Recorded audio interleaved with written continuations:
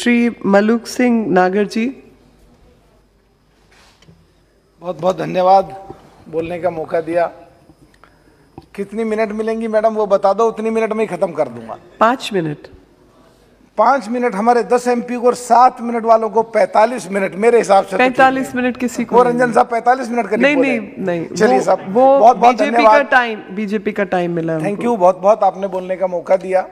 अभी हमारे साथी मनीष तिवारी जी, हम यूथ कांग्रेस में साथ काम किया, बोल रहे थे कि जब लॉकडाउन लगा था 4-5 दिन बाद मजदूरों को अलाउ कर दिया। मैं उसमें संशोधन करना चाहता हूं कि 4-5 दिन नहीं थे, 2 महीने के करीब बाद थे। दूसरा कहना चाहता हूं, हमारे साथी कांग्रेसी जब यहां बोलते हैं तो जो उनके प्रदेश में सरकार होती है थोड़ा सा उनको भी देख लें जब वो बोल रहे होते हैं, क्योंकि यहां उनका बोलना कॉन्ट्राडिक्ट करता है आपस में उनकी प्रदेशों के सरकारों के लिए। पर एक बात मैं कहना चाहता हूं, अगर लॉकडाउन लगने से साथ साथ या लॉकडाउन लगने से करीब 4-5-6 दिन पहले अगर मजदूरों को जाने की इजाजत दे दी जाती तो ना भगदड़ मचती, ना मजदूर परेशान होते, ना बेरोजगार होते, ना रास्ते में मरते, सही तरीके से अपने गांव में पहुंच जाते।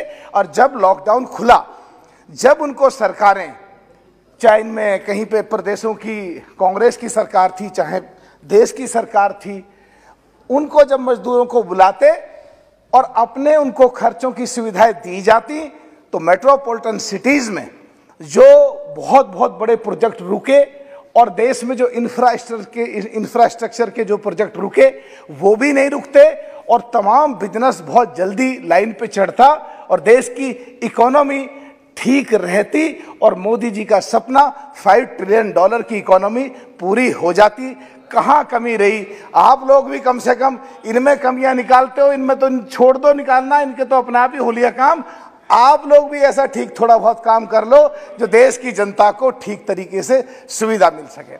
दूसरा साहब एक बात और, थोड़ी देर बोल लेने दो भाई, जो 2 मिनट का टाइम मिला है बोल लेने दो यार, बोला साहब बोल लेने दो सब। ये हाँ बिट्टू तो बोलेगा ही सब। थैंक यू बिट्टू जी का, इसने मुझे एक बात याद दिला दी। मनीष तिवारी बहुत बढ़िया बोले कुछ बातों में, और जब वो यहीं बैठे थे तो बिट्टू ने कहा वो तो चले गए क्योंकि ये खुद तो नेता बन के बैठ गया, ये उसे भगाना ही चाहता पार्टी से भी। सब एक चीज और कहना चाहता हूं कि आजकल जितना भी ये कोरोना महामारी के बाद जो चीजें चल रही हैं कि मोदी जी ने थाली बजवाई गलत काम करा, दीपक जलवाई गलत काम करा। अरे मंदिर में जाते हो घंटा बजाते हैं, उसका क्या अर्थ है? फिर सुबह के टाइम मंदिर में जोत जलाते हैं, पूजा करते हैं, अग्नि जलाते हैं, तो उसका क्या अर्थ है? साइंटिफिक तरीके से या वैचारिक तरीके से अगर मनोबल बढ़ाने का काम कर रहे हैं तो भाई उसकी खिलाफत मत करो। हर जगह खिलाफत करना जरूरी नहीं है, सही बात का समर्थन भी करना चाहिए। साहब ये जो आज देश में अरे कांग्रेसियों रहने दो, बोल लेने दो सर। दूसरा जब नंबर आएगा कांग्रेसियों जब बता लेना। दूसरा सब ज्यादातर देश में हमारे में जो भारतीय संस्कृति और जो जड़ी बूटियां हैं और जो लोग मेहनत कश हैं, जो मजदूर हैं, गरीब हैं, पिछड़े हैं, जो मुलायम सिंह यादव जी बैठे हैं, जो हमारे पिछड़ों के खेतों में काम करते हैं, इम्यूनिटी उनकी स्ट्रांग थी कुछ, जो झटका झेल गई। और कोरोना जब आया तो अंदर उनके जो लड़ाई हुई शरीर में और खून गाढ़ा हुआ है उसके बाद, और लोगों को पता भी नहीं है, बहुत सारी मौतें कुछ हार्ट अटैक से हो रही हैं, कुछ ब्रेन हेमरेज से हो रही हैं। तो इस इंजेक्शन के साथ सरकार ऐसी भी सुविधा उपलब्ध कराए जो गांव देहात में पिछड़े, अति पिछड़े, दलित, अकलियत के लोग, जहां पे बिल्कुल उनको पता भी नहीं है हमारा कोरोना कब आया कब गया, उनको पता भी नहीं है हमारी इम्यूनिटी स्ट्रांग हुई कब हुई, जिनको पता भी नहीं है हमारा खून गाढ़ा हुआ या नहीं हुआ, तो उन लोगों की अगर टेस्ट करा करके और उनको दवाई उपलब्ध कराई जाए जिससे उन लोगों को मौत से बचाया जा सके और हमारे देश के गरीब मजदूरों की और दबे कुचले लोगों की भी रक्षा की जाए। सब एक बस आधी मिनट में खत्म कर रहा हूं बात को। एक जो कोरोना के कार्यकाल में सरकार ने बहुत सारे सेक्टर्स को सुविधाएं दी, सुविधाएं उपलब्ध कराई। इसमें जो मजदूर हैं, जो गरीब हैं, उन लोगों की तरफ अकलियत के लोग हैं सोचा जाए। और जो किसान हैं, मुलायम सिंह जी हमेशा किसानों की बात कहते रहे हैं, मायावती जी हमेशा किसानों की, गरीबों की, मजदूरों की बात कहती रही हैं, उनके लिए हमेशा लड़ते रहे हैं। इन कांग्रेसियों की तरह जाके फोटो खिंचा दिया और फोटो चिपका दिया, इससे बहुत दूर रही हैं एकदम हमेशा 100%। अच्छा, अगर देखो हंस रहे हो तो ये बताओ, क्या कभी राहुल गांधी जी बैठे हैं सदन में मेरे सामने या प्रियंका गांधी जी बैठे हैं, कभी कहीं ऐसा हुआ या कहीं गरीब घर में गए हो, खाना खाया हो और कहीं पे फोटो खिंचवाया हो, कहीं पे गए हो और इनका फोटो ना खिंचा हो, वास्तविकता में खबर आई हो, गए फोटो खिंचवाया और वापस आ गए? देखो भाई, देखिए भाई, शोर मचाओगे तो मैं बोलूंगा नहीं, क्या कर सकते हैं?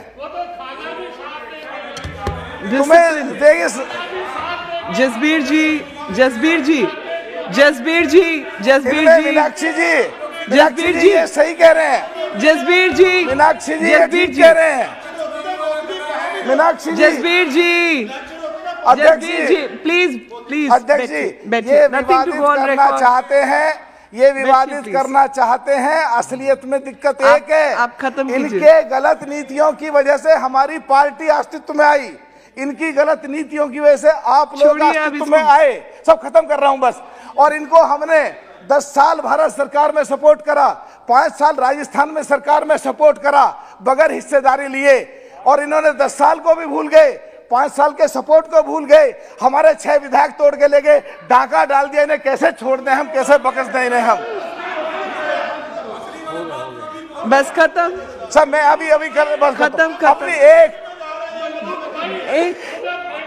गिल साहब सुनो, सब वापस खत्म कर रहा हूं। हमें एक्चुअल में ना उधर की चिंता नहीं है, और ना हमारे जाने वाले, तुम लोग ना भाग जाओ, सोच लो।